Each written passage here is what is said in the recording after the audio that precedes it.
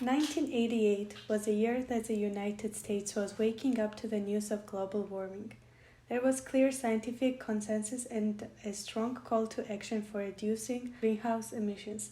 The public was increasingly concerned, but there was excitement in the air of the scientific community as this important issue finally got the attention it deserved and the political will to prevent it from happening. Yet within the decade, the Bush administration was pulling out of the Kyoto Protocol to bind countries to reduce their emissions.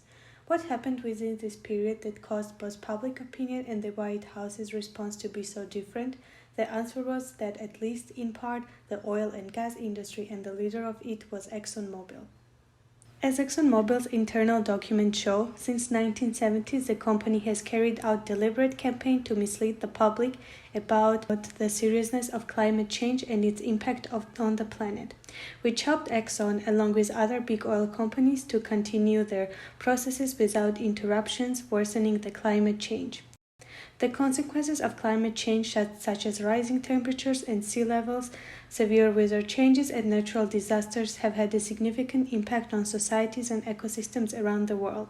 The continuous reliance on the fossil fuels has also worsened the social and economic inequality, disproportionately affecting vulnerable and marginalized communities.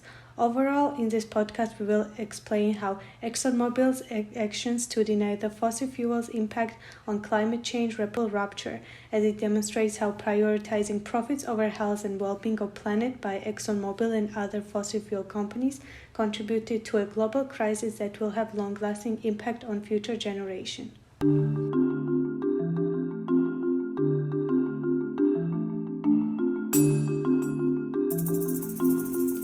Climate change science has started from the 1800s with the discovery of the greenhouse effect, where certain gases in the atmosphere like carbon dioxide trap heat and lead to increase in temperature.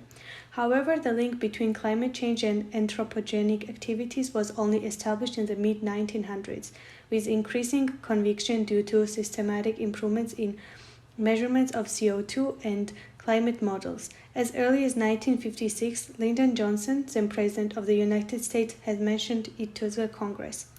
This generation has altered the composition of atmospheric on a global scale, though, a steady increase in carbon dioxide from the burning of fossil fuels. From there, more studies started highlighting the threats of climate change, and there was broad scientific consensus since the 1970s. The public was catching on as well. 1988 had the hottest summer ever recorded. It was also the tipping point when, in June of the same year, NASA scientist James Hansen testified in front of the Congress with 99% confidence that the Earth was warming, and it was due to human activities. Hansen's testimony would cause headlines across dozens of newspapers, and the New York Times would put his testimony at the front page. Overnight, the American public became aware of global warming, and it became a major presidential topic with promises from both sides, including Republican candidate George W. Bush. Major powers around the world, including US, Germany, and the United Kingdom, all laid out major plans to curb carbon emissions. The future looked promising.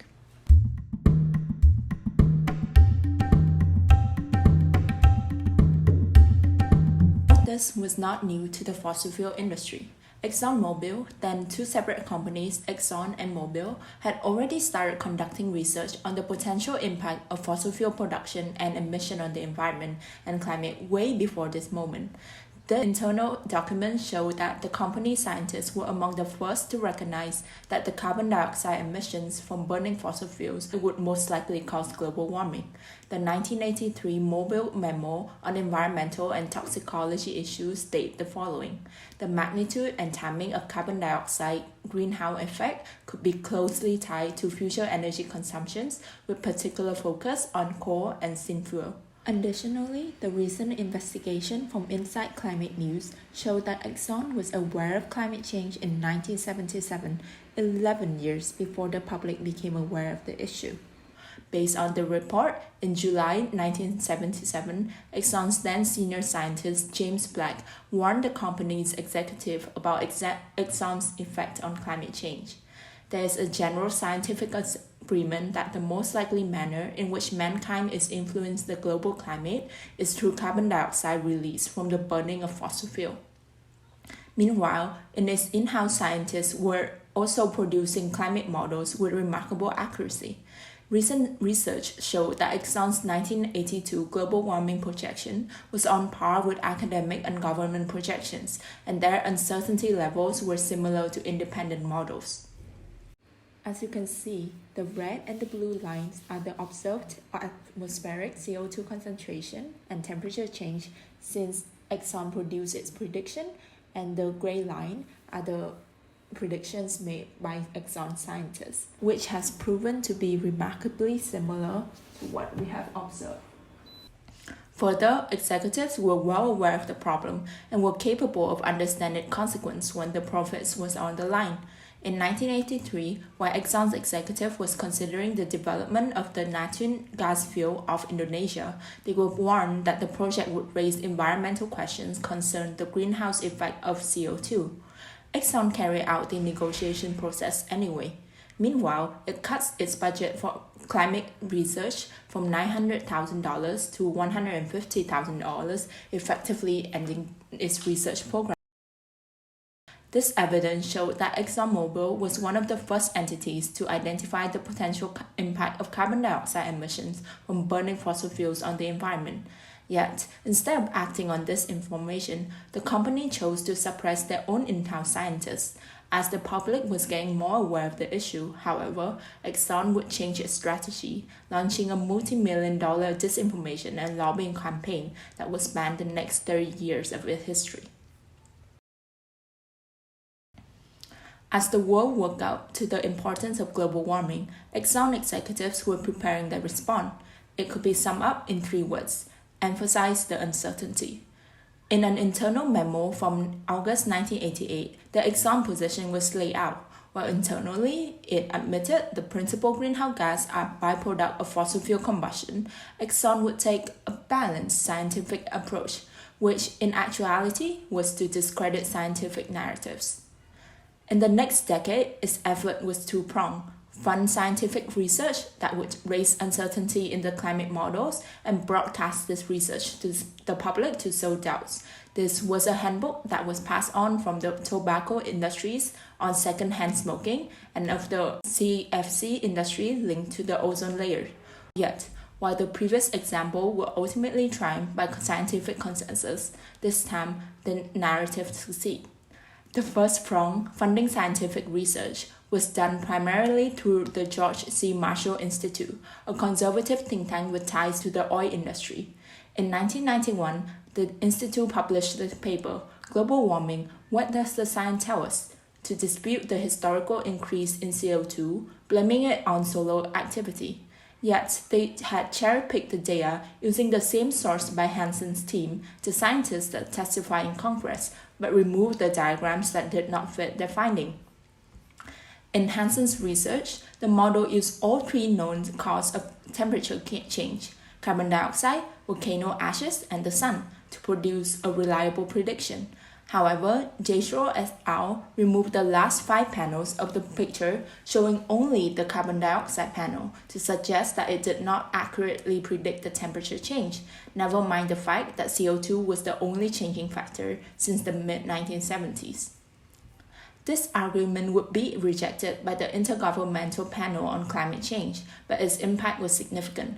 It did not matter that the scientific arguments were inaccurate. The existence of a paper with well-known scientists, even though they were not specializing in climate science, were enough for the ruling party at the time, to delay action. As Yashro, one of the co-authors of the paper, has boasted, it is generally considered that the Marshall Report was responsible for the White House opposition to carbon tax and restriction on fossil fuel consumption.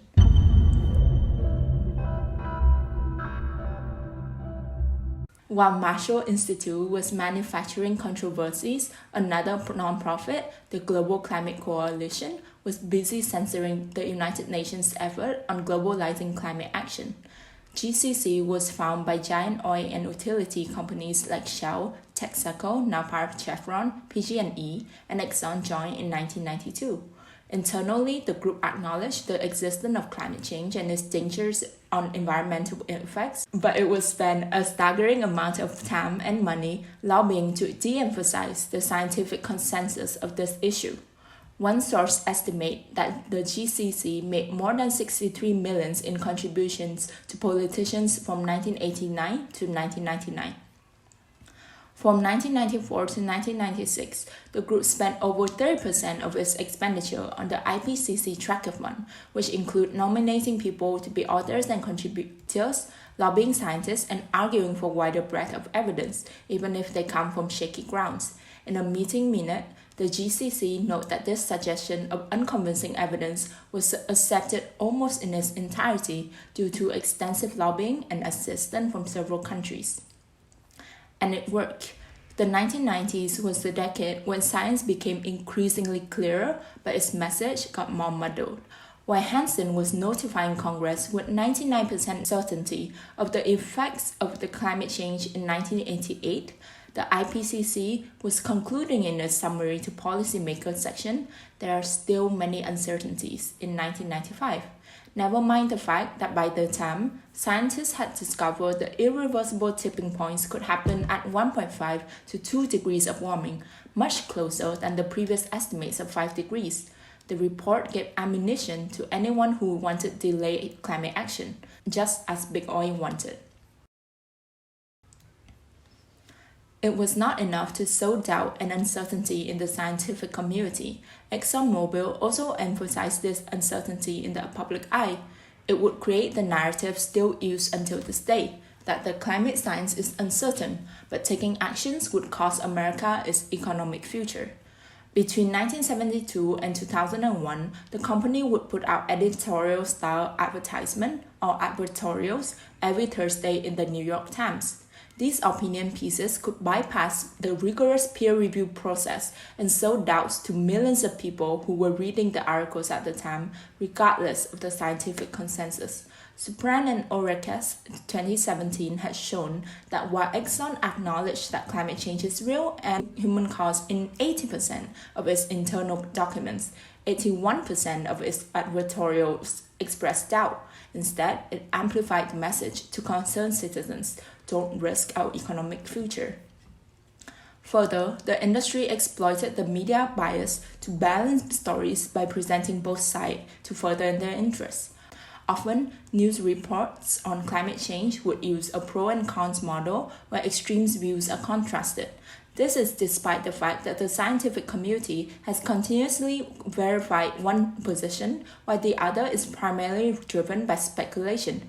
McWright and Dunlap 2003 showed that while the 1990s articles primarily had elite climate scientists as an information source, the numbers steadily declined and climate change skeptics increasingly got cited in their source. This would successfully cause confusion in the public eyes, further heightening the message no action is needed. The fossil fuels company got what they wanted, while the earth keeps getting warmer.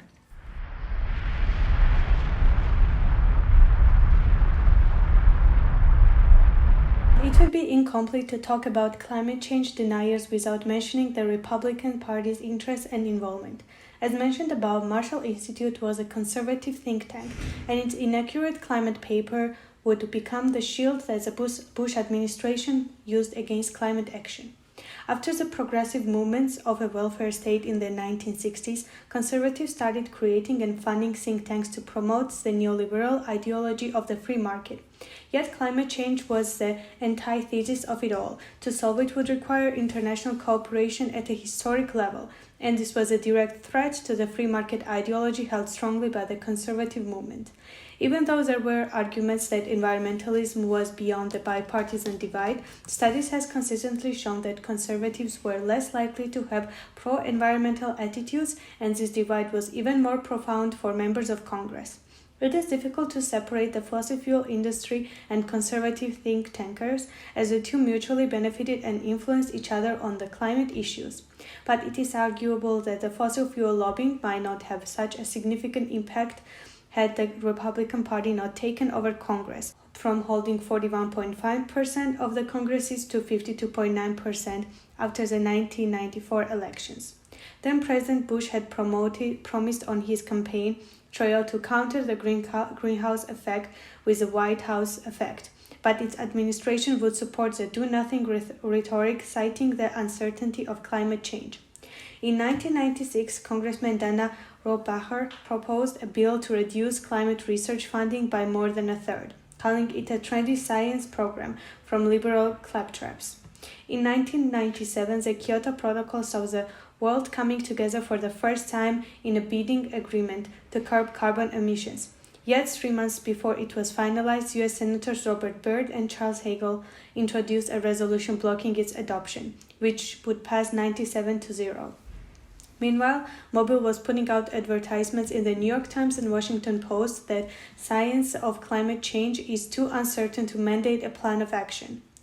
And ultimately, President Bush would reject the Kyoto Protocol, making the U.S. one of the only 3 members that did not ratify the treaty, much to the disappointment of the entire world. Internally, in a briefing to the Global Climate Coalition, the State Department mentioned that Bush's decision was in part based on input from them.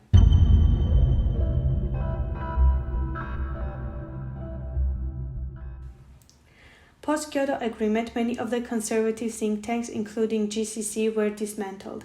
9 corporations left the GCC from 1996 to 2000, 5 of which were oil companies. But its impacts were long-lasting. As recently as 2005, the majority of the public still believed that there was no scientific consensus on the existence of global warming, while 62% believed that climate change would not affect them in their lifetime. However, the public also generally supported Kyoto's agreement and believed that taxing oil, coal, and natural gas was an appropriate thing. As the public became increasingly aware of climate change and the scientific consensus, Exxon was also changing its strategy, from climate change denial to shifting the responsibility to individual consumers and using greenwashing practices. One way Exxon accomplished this was by promoting the idea of individual responsibility regarding the reduction of greenhouse gas emissions by emphasizing the role of individual choices such as using energy-efficient appliances. This trend emerged around 2007 in terms of the advertisements that were pushed by the company, with some of them making statements such as "Be smart about electricity use," "Heat and cool your house efficiently," "Improve your gas mileage," "Check your home's greenhouse gas emissions." These messages are meant to shift the focus from corporations to the individual consumers and create the illusion that both blame and responsibility for solving the climate change problem should be placed onto individuals. This overlooks the systematic nature of the problem and the need for collective action to address it, especially harming the marginalized communities that don't have means to access advanced energy-efficient tools such as solar panels or electric cars. In addition to shifting blame to individuals, Exxon has also been accused of engagement in greenwashing. Over the last few decades, the ESG, which stands for Environmental, Social, and Governance Practices, started to gain the favor of the general market. So in order to adapt to this trend, ExxonMobil has implemented tactics such as sponsoring research on alternative energy technologies and investing in carbon capture and storage solutions to increase its environmental credibility. However, critics argue that these efforts are simply greenwashing tactics that distract the general public from the fact that Exxon's core business is producing and selling fossil fuels. While these measurements suggest that the company acknowledges the existence of climate change, they display that the company still prioritizes short-term profits over long-term solutions that can effectively address climate change. The climate change denial by ExxonMobil has had a devastating impact on the climate and the world. The effects have been particularly destructive for the marginalized communities around the world whose voices have been silenced in the conversation around climate change. These communities, including low-income and indigenous populations, often live in the areas that are most vulnerable to the impact of climate change, such as coastal regions. These areas are often exposed to extreme weather changes, for instance, sea level rising, which is one of the effects of global warming, have led to flooding and erosion of the coastal communities, displacing millions of people and causing significant economic damage for them. One example of this is the flooding of the southern Indian states Tamil Nadu and Andhra Pradesh in 2015, which forced 1.8 million people to be displaced. Another instance could be the flooding of Myanmar, also in 2015, which displaced 1.2 million people. By casting doubt around climate change and delaying action to address it, ExxonMobil and other fossil fuel companies have contributed to the increasing inequality between different communities and putting already marginalized groups into greater risks.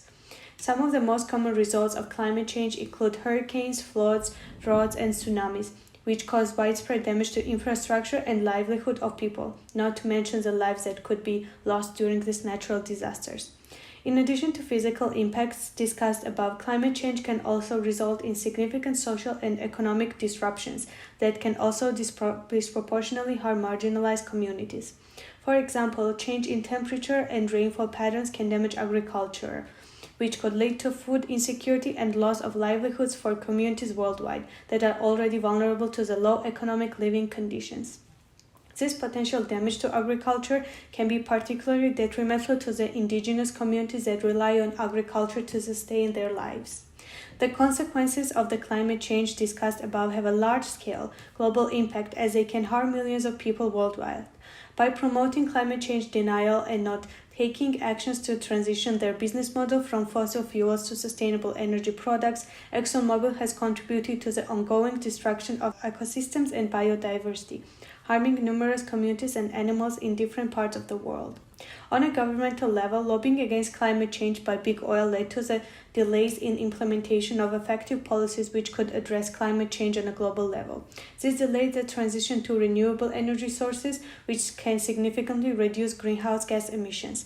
Failure to accomplish these changes caused a rise in the global temperatures, leading to the extreme weather events, which could lead to permanent loss of important ecosystems and biodiversity, such as coral reefs and forests, which are critical to sustain life on Earth.